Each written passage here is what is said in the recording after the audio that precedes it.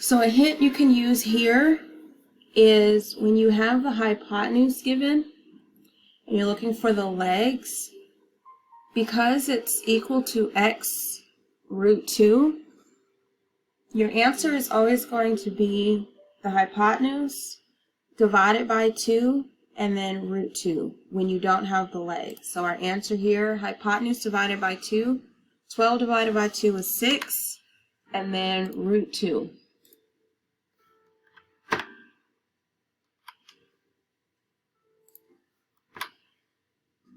So that's when we're dealing with a 45, 45, 90, and we have a whole number here as the hypotenuse. So again, Seren is flying, let out 16 meters of a line. How high above the ground is the kite? Remember, you can always use hints also.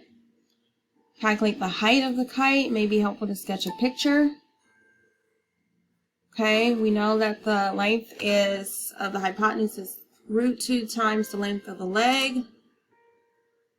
Okay, then it also gives us a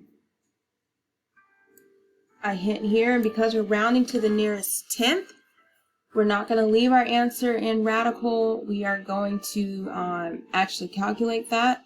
And remember, you can type in 16 divided by root 2 and press enter, and it'll calculate it for you. Okay, again, the longest side is 3 centimeters, so the length of the other sides of the pita chips would be 3 divided by root 2.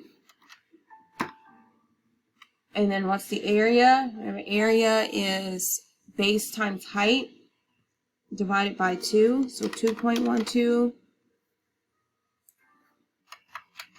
times 2.12 divided by 2.